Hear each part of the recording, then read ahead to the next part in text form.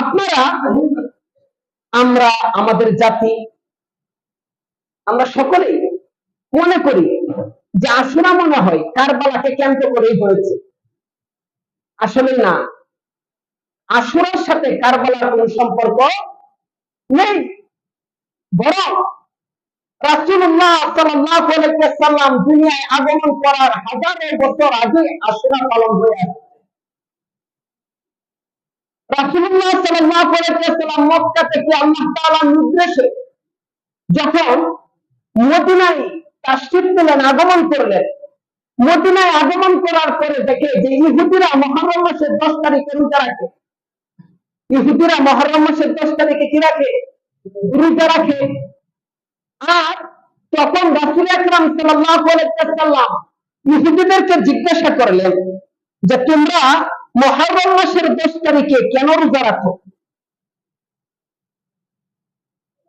মুহররম মাসের 10 তারিখে তোমরা কেন রোজা রাখো?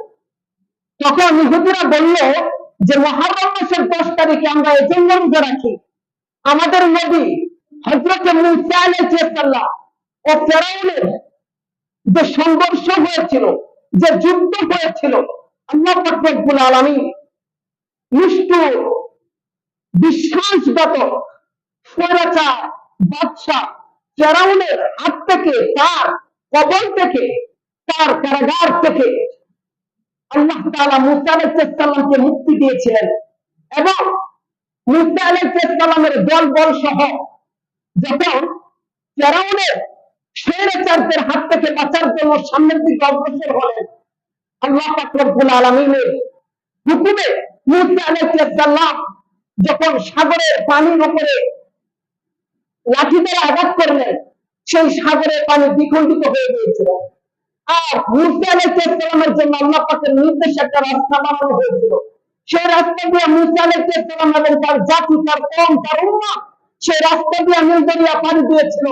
আর পরক্ষণে ফেরাউন যখন আসলেন, আয়েশা বললেন যে কি ব্যাপার, এমন রাস্তা তো পূর্বে আর আমি কখনোই দেখি নাই, এই রাস্তা কে করলো? ফেরাউন তো দাবি করেছিল ওয়ালা আনা রাব্বুকুমুল আ'লা, আমি বড় খোদা, আমার উপরে আর কোনো খোদা নাই। তার অনুসারীরা বলল আপনি আমাদের খোদা, রাস্তাকে আরেকজনে বানাবে? রাস্তা তো আপনি বানিয়েছেন, যান না, এই রাস্তা দিয়ে যান, মুসাকে ধরতে হবে। ফেরাউন এখন কি করবে?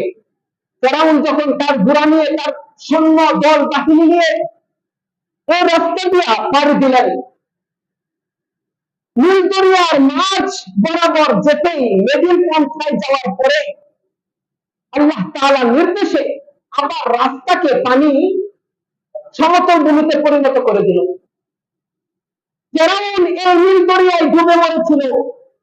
সেই দিনটা ছিল মুহররমের 10 তারিখ এবং মুসা আলাইহিস সালাম নীল দরিয়া পার দিয়েছিল, সেই দিনটা ছিল মুহররমের 10 তারিখ। মুসা আলাইহিস সালাম ওই দিন আল্লাহ তাআলা শুকরিয়া আদায় করেছিলেন। মনে রাখবেন, সব শুকরিয়া আলহামদুলিল্লাহ বলে আদায় হয় না, সব শুকরিয়া আলহামদুলিল্লাহ বলে আদায় হয় না। আমরা তো কোটি কোটি টাকার মালিক হয়ে যাই, মাঝে মাঝে বলে আলহামদুলিল্লাহ, মাঝে মাঝে বলে আলহামদুলিল্লাহ। আমরা যখন বড় ধরনের বিজনেসম্যান হয়ে যায় তখন শুকরিয়া আদায় করে নেই আলহামদুলিল্লাহ। আমরা যখন বড় চাকরি পেয়ে যাই শুধু শুকরিয়া আদায়ের মাধ্যমে সে দায়িত্ব পালন করে নেই আলহামদুলিল্লাহ। মনে রাখবেন মুসলমান, সব শুকরিয়া শুধু আলহামদুলিল্লাহর মাধ্যমে আদায় হয় না। কোন কোন শুকরিয়া হাজার হাজার টাকা আল্লাহর রাস্তায় ব্যয় করার মাধ্যমে আদায় করতে হয়। কোন কোন শুকরিয়া আল্লাহ তাআলার জন্য রোজা রেখে রোজার মাধ্যমে শুকরিয়া আদায় করতে হয়। কোন কোন শুকরিয়া রয়েছে যেগুলো শুধু আলহামদুলিল্লাহ বলে, তাহলে সব সময়ের জন্য কন্টিনিউ করা। আলহামদুলিল্লাহ শব্দটা সব সময়ের জন্য কি করা? কন্টিনিউ করা। আর মাঝে মাঝে কিছু শুকরিয়া রোজা আদায়ের মাধ্যমে রাখতে হয়। মুসা আলাইহিস সালাম শুধু আলহামদুলিল্লাহর মাধ্যমে কন্টিনিউ করে নাই, মুসা আলাইহিস সালাম ওই দিনটাতে আল্লাহ তাআলার দরবারে রোজার মাধ্যমে শুকরিয়া জ্ঞাপন করেছেন। বলেন সুবহানাল্লাহ। রাসূলুল্লাহ সাল্লাল্লাহু আলাইহি ওয়াসাল্লাম বলেন নাহনু আহাক্কু বিমুসা মিনকুম ফাসামাহু ওয়া আমারা বিসিয়ামি, তোমরা তোমাদের চেয়ে, আমরা তোমাদের চেয়ে হযরত মুসা আলাইহিস সালাম তার অনুসরণের অধিক যোগ্য। অর্থাৎ তোমরা যেমন মুসা আলাইহিস সালামকে অনুসরণ করো, তোমাদের চেয়ে মুসা আলাইহিস সালামের অনুসরণের অধিক যোগ্য আমরা মুসলমানরা। সুতরাং রাসূলুল্লাহ সাল্লাল্লাহু আলাইহি ওয়াসাল্লাম সাহাবীদেরকে নির্দেশ জারি করলেন যে মুহররম মাসের 10 তারিখে রোজা রাখবা। এই রোজাটা কেমনে রাখবা সেটাও রাসূলুল্লাহ হাদিসে বলে দিয়েছেন, সুমু আশুরা ওয়া খালিফু ফীহি আল-ইয়াহুদ ওয়া সুমু ক্বাবলাহু ইয়াওমা ওয়া বা'দাহু ইয়াওমা। রাসূল আকরাম সাল্লাল্লাহু আলাইহি ওয়াসাল্লাম বলেন, আশুরার 10 তারিখে রোজা রাখবা, অর্থাৎ মুহররম মাসের 10 তারিখে রোজা রাখবা। ইহুদিদের অনুসরণে নয়, অর্থাৎ ইহুদিরা আশুরার 10 তারিখে রোজা রাখে, মুহররমের 10 তারিখে আশুরার রোজা রাখে।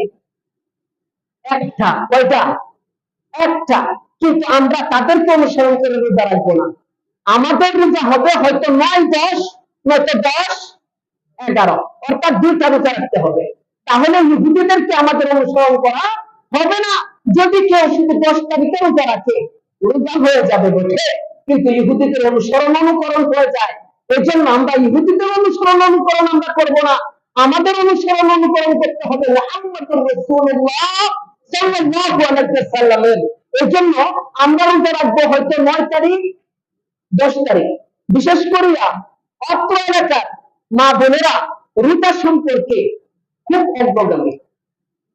মহিলারা এত ইবাদত পুরুষের চেয়ে কোনো দিক দিয়ে বেশি করতে পারে না, রোজাটা যত বেশি করতে পারে। সাধারণত রোজাও তাদের কাছ থেকে কখনো ছুটে না, সব রোজা রাখে। এই জন্য বাড়িতে মা বোনেরা যারা রয়েছেন তাদেরকে লক্ষ্য করে বলছি, মুহররম মাসের 10 তারিখে আশুরার রোজা আছে, এটা হলো নফল, রাখলে সব হবে, না রাখলে কোনো গুনাহ নাই।